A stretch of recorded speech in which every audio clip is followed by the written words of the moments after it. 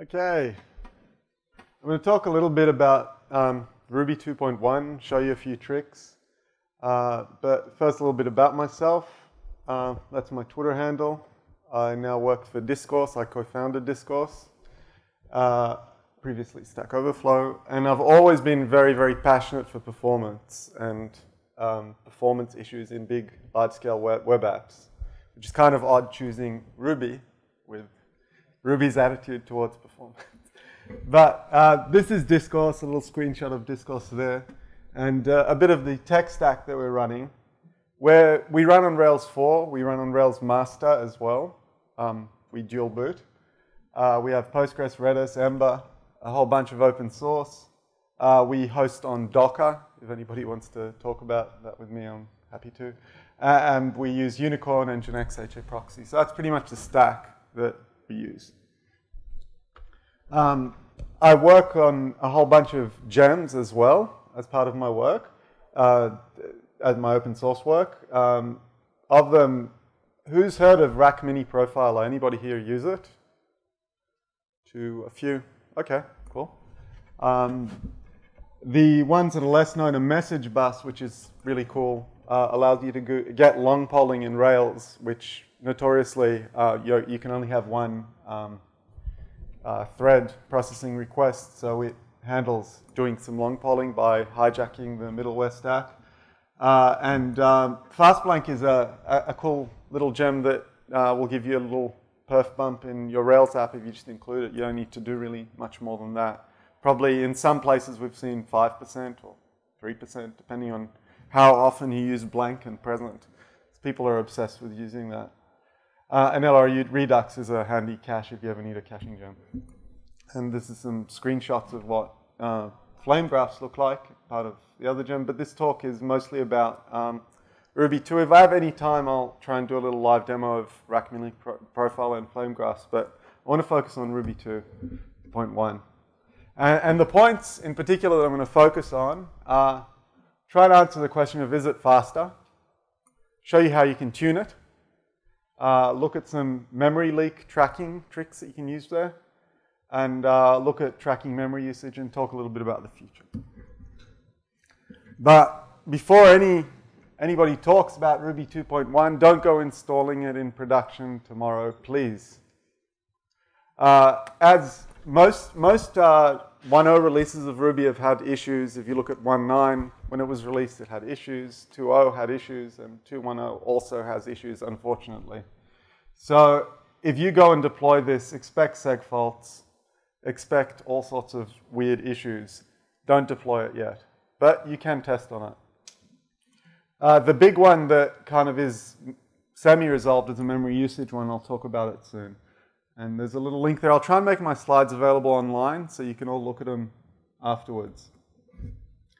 A lot of my performance analysis of Ruby 2.1 was done using something called the Discourse Bench. And as part of Discourse, I want to make sure the Discourse keeps running faster. So I wrote a bunch of scripts, or a script, that simulates Discourse application. And everybody can kind of run this locally and get a real bench of what a real kind of Rails app would do. Traditionally, a lot of the benching is done using like little micro benches, and they're not representative at all of what people who run websites are doing.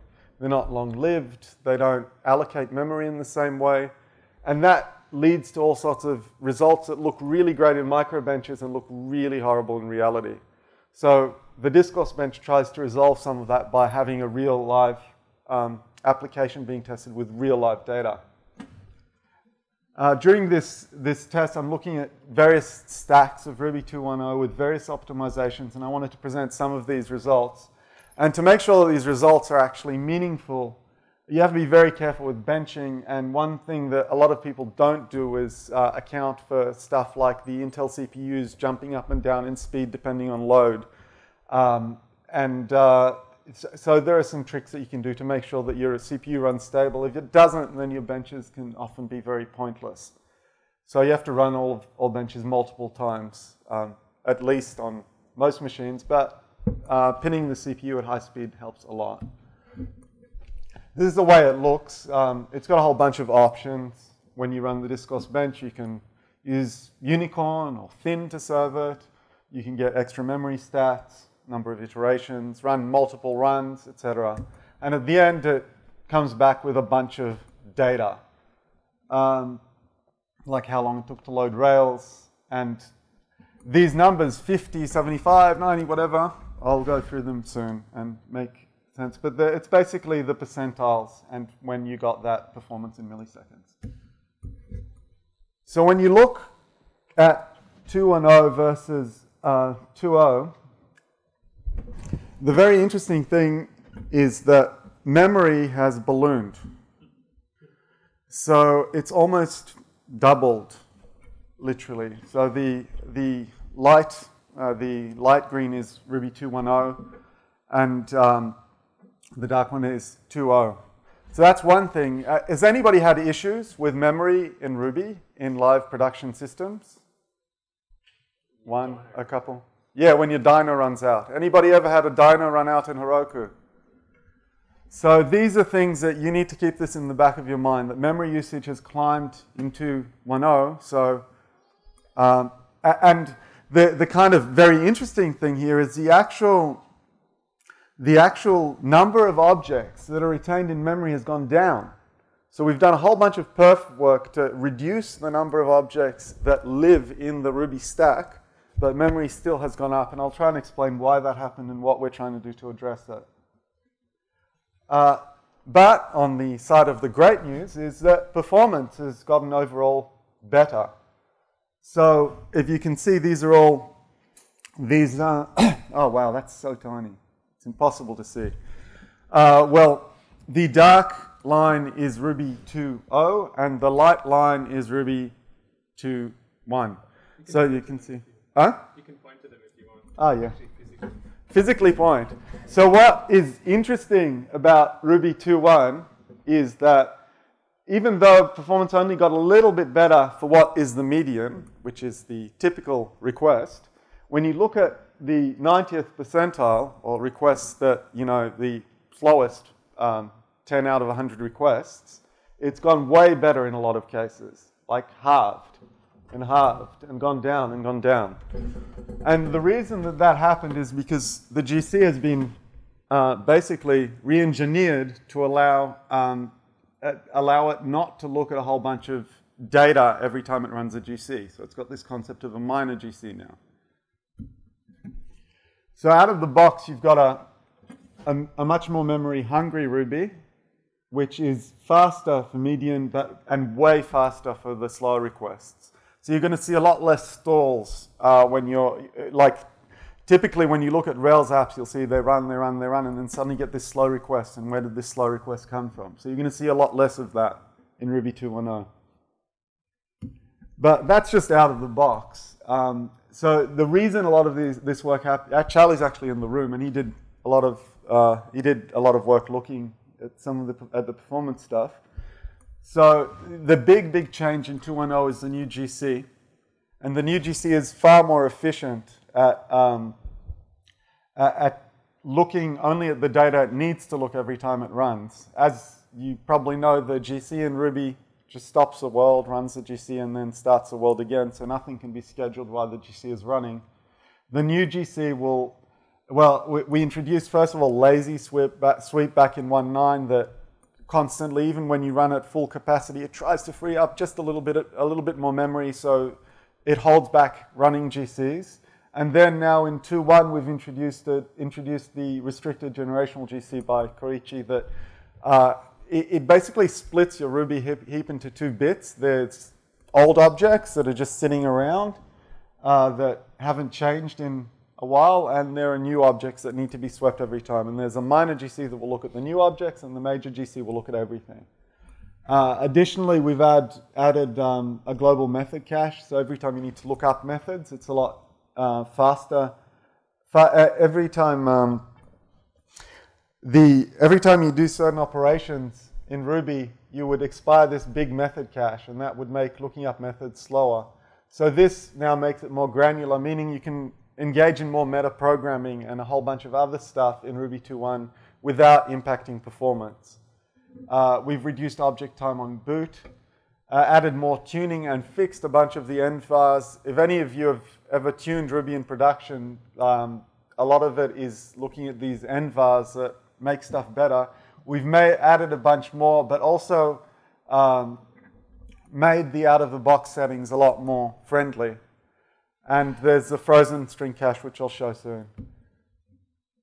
In production, there are a few things that you can do today to make your production setups run faster. And the first one is a custom Ruby build that I'll talk about. Some tuning. You can run Unicorn with Outofband GC, and you can use jmalloc to allocate memory. Now, the 2.10 build that I bless, that if you want to start today using, is the GitHub branch of 2.10. It has all of the serious issues that we found in 2.10 backported into them, and a bunch of performance optimizations that are probably going to find their way into 2.2. The biggest one is that method lookup is much faster from the cache because the cache is much more efficient and correct. If you look out of the box, there's just not enough room to cache all of the methods that you're looking up, and then it has to traverse a huge hierarchy to find the actual method quite often, and that slows down performance. So we see 5 to 10% increase in the GitHub build just from that change. So, and you can get that for free. Hopefully RBN and all of the rest of the packages can start looking at pulling some of this in so you can install it easier. But the key thing about why I'm recommending 2.10 GitHub is because all of the urgent fixes are already there. So while you're waiting for 2.11, you can get that. There's a bunch of new tuning options that you have. My recommendation is just don't touch it unless you really know what you're doing. Because unfortunately, if you start mucking with these things, you can get a performance decrease if you just use stuff that you downloaded off the internet. So you're going to have to understand what these various things do. You can start off with really large heaps, and then Ruby doesn't have to keep growing the amount of heaps that it has. You can tell it to tune for free slots. You can tell it to cap the amount of growth of the heap. Some of these options aren't available, like the GC, the growth factor thing isn't available in 2.0. And the max slots is not available in 2.0. These are two new settings that you have to play with. When I applied those blindly to the bench actually got slower but consumed less memory. So it depends on the app and the workload what settings you're going to need. This is one thing that you can all easily take. Anybody here deployed on Unicorn? Well, this is actually really great news because it's the first time now that Ruby has a correct out-of-band GC. Like, you may have all heard it and used it, or maybe using it in 2.0, but the trouble is that you start using your out-of-band GC, and the idea here is that you run the GC between requests, you don't run the GC during requests. And that means when you stop the world, it's at a time when users aren't using the website. So the effect is that typically requests are faster.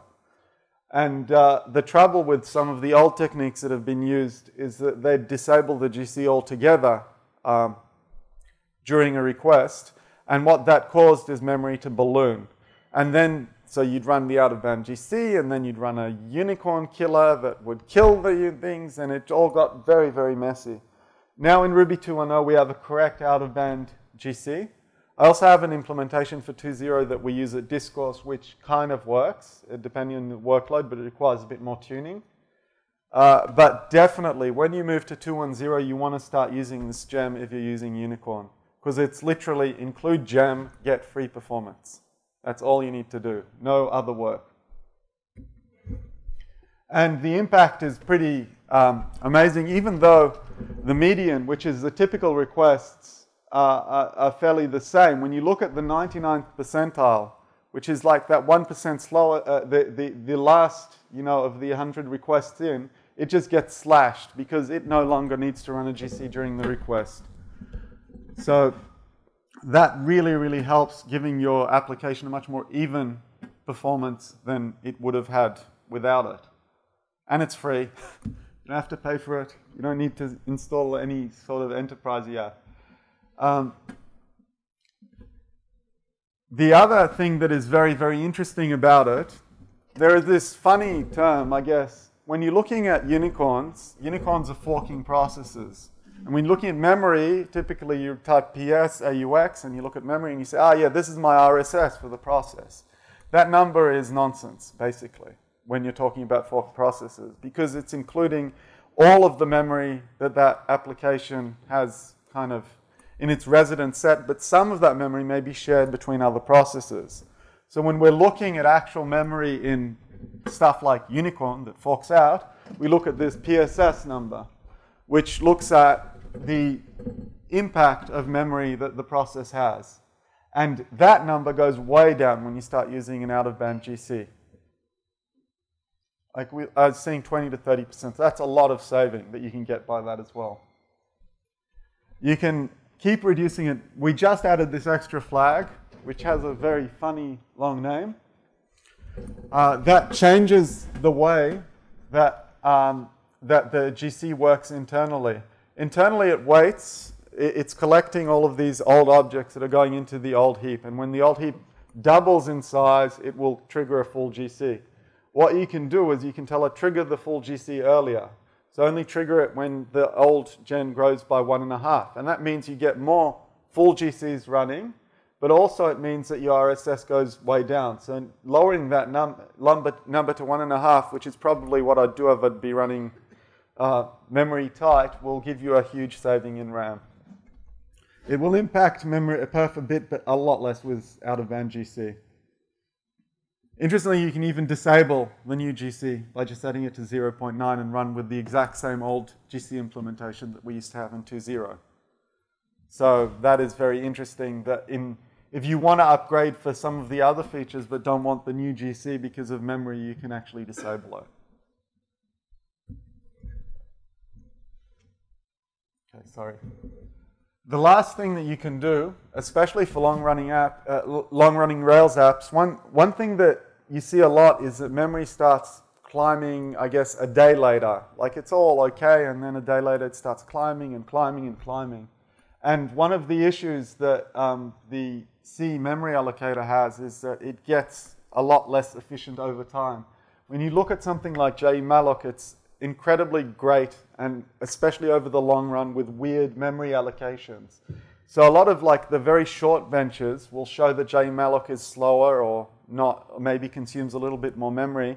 But when you look at stuff that's allocating a lot of objects over a lot of time in like a pattern like a Rails app will, JMalloc will almost always outperform it and lead you to consume a lot less memory. And that's another way that you can save it. The way you do it is you have to specify this environment variable, LD, preload, and all of that stuff before. You have to compile JMalloc probably if you don't have it locally, or use a distro, wherever the location is on the distro. In GitHub, they use this, or they use tcmalloc, depending on the server. Usually they're using tcmalloc, which is also better. But both are better than using just a standard memory allocator for web apps. Now, one very cool thing that you can get right now is looking at the speed of running the Discourse spec suite now with two. So 2.0 out of the box with this bar. 2.1.0 GitHub, we're at this bar, 42% faster that we're running.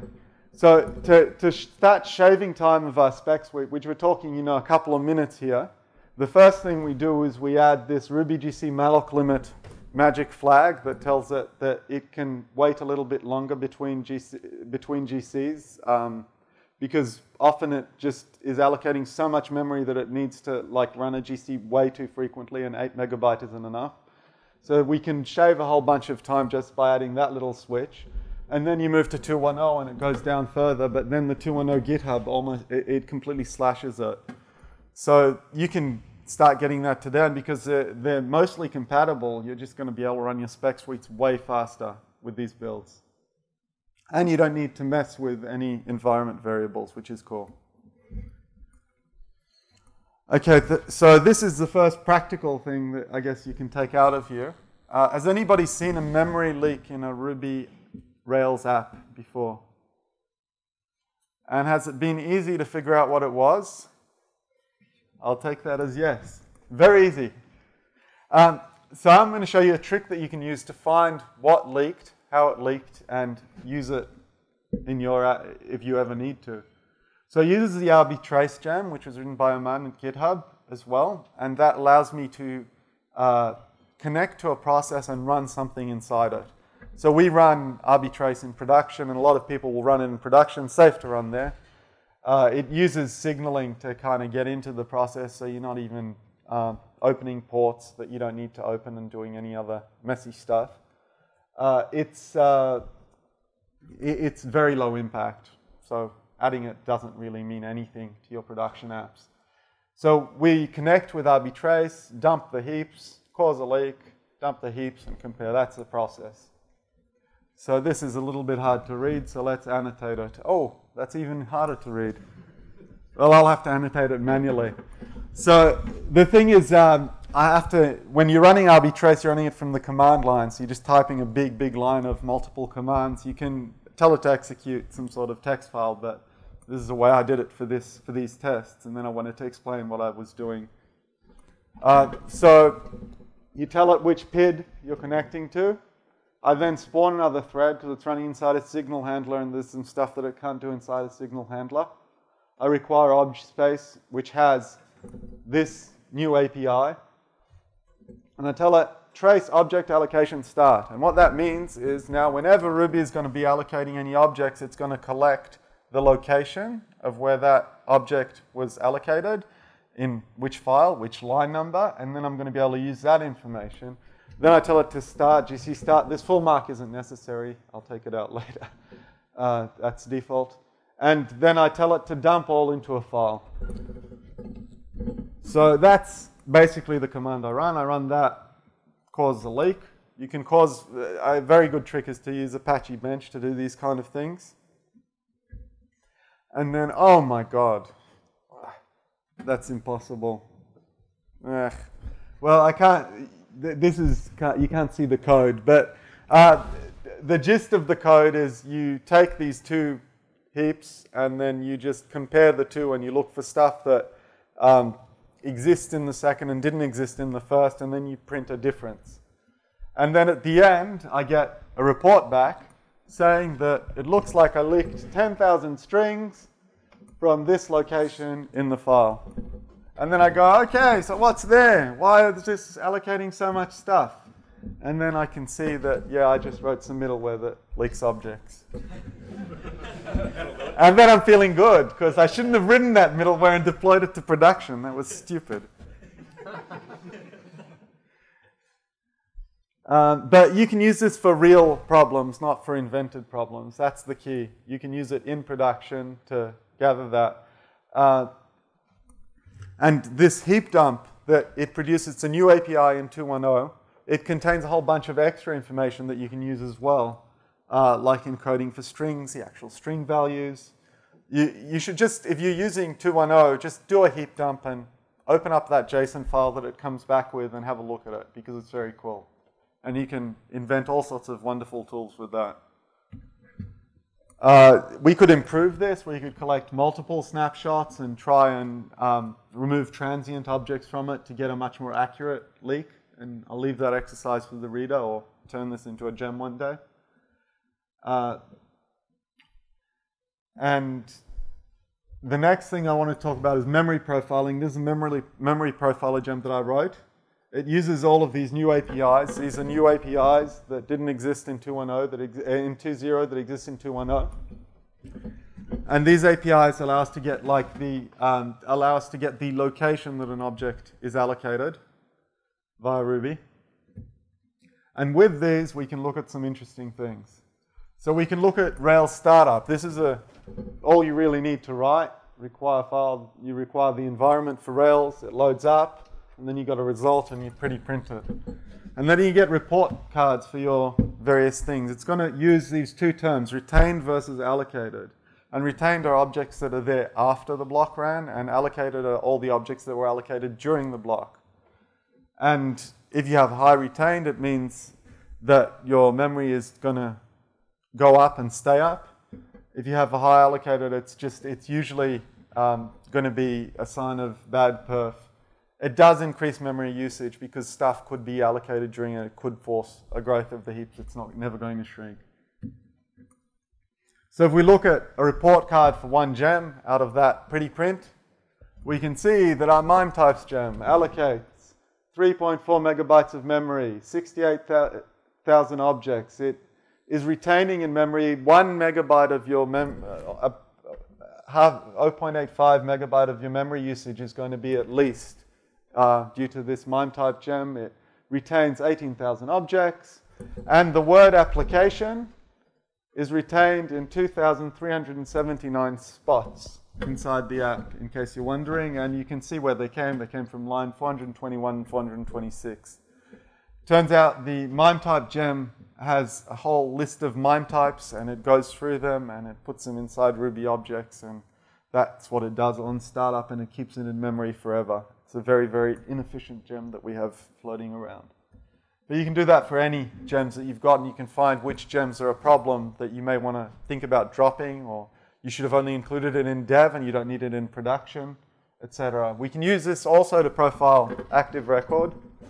So here I'm doing user take two map attributes. I'm just taking two users from the database and mapping the attributes. My user table has 48 columns. That allocates 328 objects. So we are pretty allocation crazy when we look at this stuff, and the reasons are, I can look at particular problems that show up. So I can see the word acts like time, allocated 18 times. Why was it allocated 18 times? I go down and to see the implementation, active support, and I can see it has response to, and then it takes this string and it turns it into a symbol. I can cache that and then turn it into 0 allocations. And then I can go and submit that to ActiveRecord and to active support and be a hero. I can also look at this, which is kind of interesting.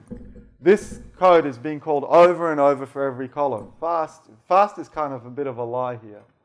But it's a nice name. I'll give it that.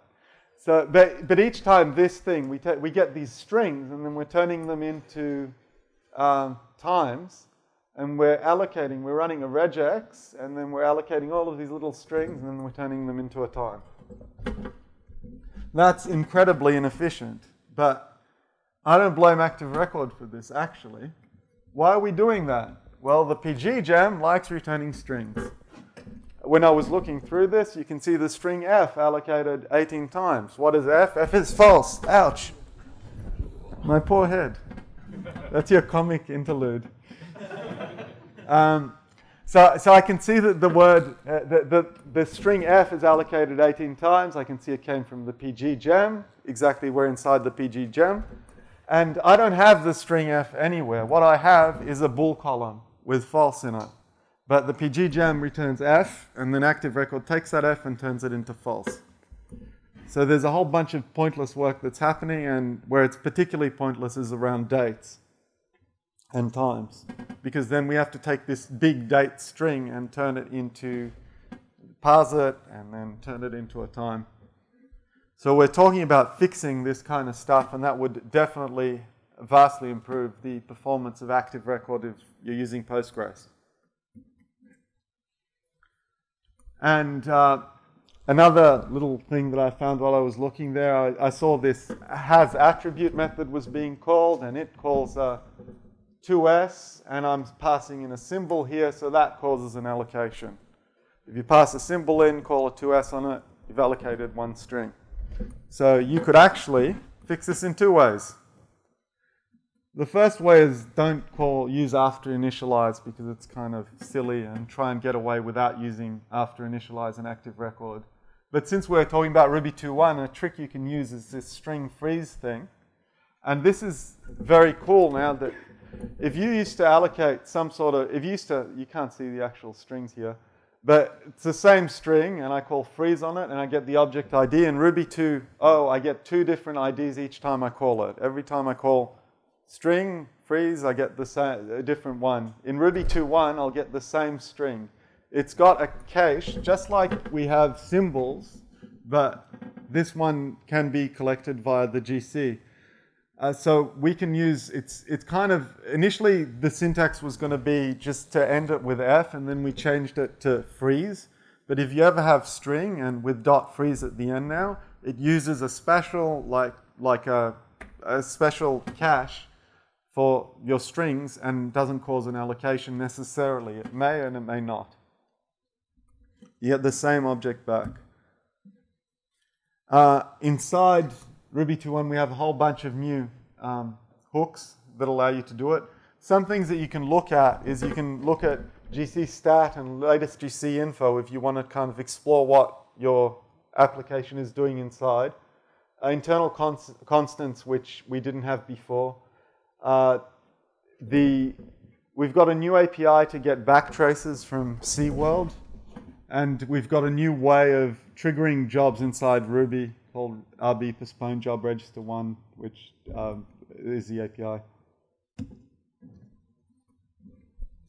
There are a whole bunch of other changes. They're less likely that you'll use them unless you move the entire shop to 2.1. I didn't want to talk too much about them, except for a couple that I think you can use today because you can backport them in. And there'd be string scrub and exception cause are the ones that are very interesting. Charlie showed how you can backport the method definition returning a method name into 2.0 using a bug, but we're not going to do that. So scrub is interesting because that's something that I see a lot. And the issue is that a lot of times, ever since we moved to Ruby 1.9, you'd have all this encoding madness, and then you'd be stuck with these strings that are in a corrupt state and can't be used, but they still exist. So we use scrub, like this is the poor man's scrub in Ruby 2.0, and then in Ruby 2.1, when we move to it, this code's going to do nothing, and it's going to use the proper string scrub. So you can start using this feature today and just get rid of this code when you move to Ruby 2.1. And the idea is that if you have any bad characters, you just kind of throw them away and still have a working string instead of exceptions. The future, the big things that are very interesting here is that we're going to see more GC improvements in Ruby 2.2, and that memory ballooning will go away. We've already talked about ways to get that fixed. And my pet kind of wish is to have long-running benchmarks on Ruby so we can see when Ruby is getting faster or slower, or Rails is getting faster or slower. And people like Python have it, and I want us to have it as well. Because if we had these kind of benchmarks, we'd be able to catch issues in the MRI interpreter earlier, or in various implementations interpreter earlier, and address them before we release them, especially issues around regressions in performance or memory use. The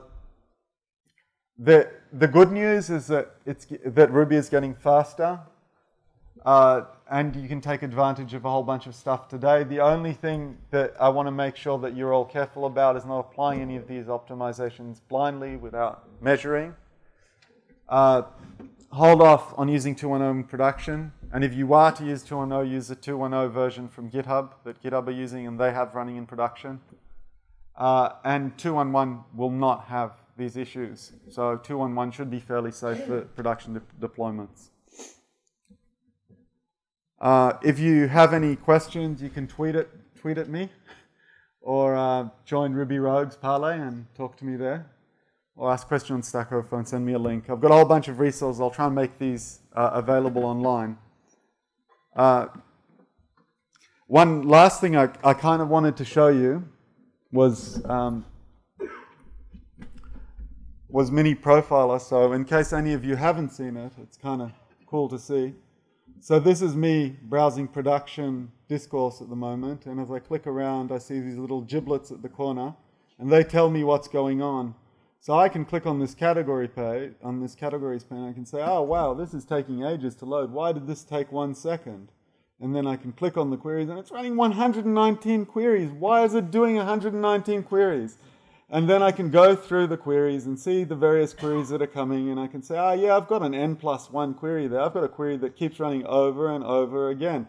Why am I running this query over and over again? Well, I forgot to put an include in.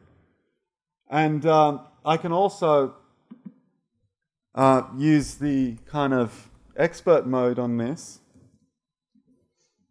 which is putting this pp thing help at the end, and I've got a whole bunch of extra little things that I can use here. And one of the extra little things that I can use is a flame graph. That gives me a nice graph that I can see, and these yellow things are queries that are running, and then the other stuff is overhead around the queries. And I can zoom in and see which methods and where they came from. Oops, what did I just do? And I can go to Discourse. Well, anyway, I think that's about it for the talk. I think I've got 1 or 2 minutes for questions. Yeah, we've got a couple minutes for questions. Anyone got any questions? Anyone's heap explode? Yep, here's one. Yep. Yes, hang on 2 seconds. Okay. Go for it. Hi. Just that last chart that you had up just before the flame graph. Yeah. Is that your own thing that you built, or is that? Yeah, that's Rack Mini Profiler. It's right. available. You can install it as a gem today. Awesome. Yeah. Cheers. Anyone else? Yep. This isn't a question as much as a recommendation. I think Discourse could scale much greater if you just did GC disable. Wow. Just a pro tip. Okay, cool. I've taken it. One up here, Lockie. Troll horns from here. Hey, this is more of a Charlie question, I suppose. But if we go to the 2.10 with the GitHub patches, is that a long-term project that's going to track, 2.11? Because we're wanting to go to 2.1. No, I can actually answer Okay. this. The patches that GitHub are using are not going to be backported into 2.11. In particular, the method cache patch. So they're going to keep this build for the next year at least. If we find a new way of getting like a high-performance kind of build of Ruby going at the same time that kind of has some more of these experimental stuff, then maybe everybody can move to, like, yeah, I want to go the server edition that only has perf stuff. But now that's the only option that really exists. So we're on 1.9 and we're on the threshold of wanting to go to 2 point something. Mm-hmm. Would you wait for 2.11 official mainline thing or go to GitHub? What problems? Do you have memory problems is one big question. No, it's more just performance. We want more performance, but yeah. Well, if you want more performance, then I'd definitely go the GitHub way. Like because you're going to squeeze an extra 5% performance out of there, 5 to 10% performance, and you're not going to see in 2.11. But I mean, you're no longer in standard Ruby kind of world. Cool. All right, guys, that's it. Let's thank Sam. Cheers.